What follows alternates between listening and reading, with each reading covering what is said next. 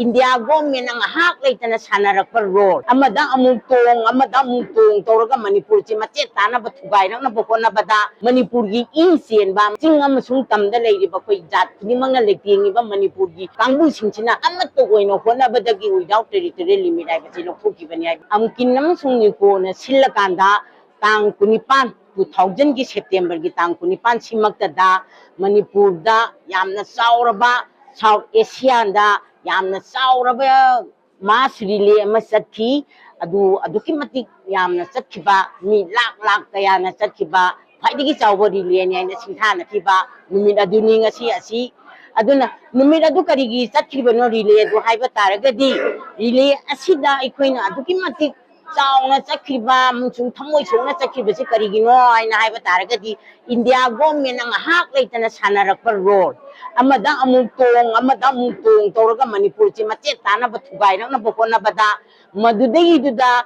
akoi icham chamjagarba mioi praja singsina ma khoina sanariba role du khoigi thawoi ba haigadra natre hairaga madudu khudong chaba lawrakanda aikhoigi Manipur si Southern Nagaland or Greater Nagaland haibagi namasida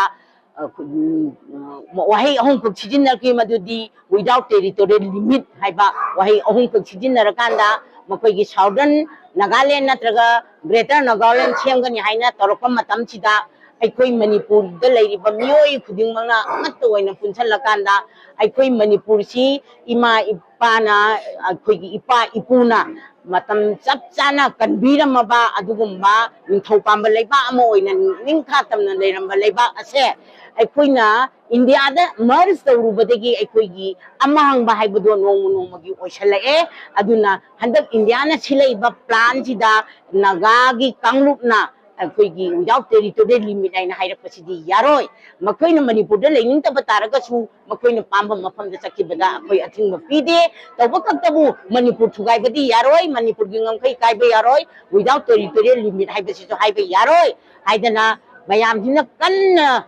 hotnarakanda mass relay ama chakhiba numit adu ngasi sini aduga ngasi asida aikoina kanna hotnagiba amadi aikoigi praja mayam ama praja June 18 da mi tarani panchi kiba sina maram moirakanda without territorial limit haiba asi aikoigi India government na madu kakthaki aduna kakthapje kari maram gino ina koina sum khanjabada taragadi miyamgi ihau amadi miyamgi amatoiba linjen Manipur gi insian ba amadi maitai gi insian ba ching amasung tamda leiriba koi jat nimang na lektingi ba Manipur gi insian ba kangbu singchina amatto oino hona badagi without territorial limit ai basi lokhuki bani ai ba wapamje thamjari aduna aikoina thengkhang da aikoigi icham chamna leijariba jat khudingmang na lektinga leijariba Manipur sida India sina merge tawe haibagi wakhallon di kauthopa merge da iriba article singdu amatta chana dabida moina nampu sathu tawrakanda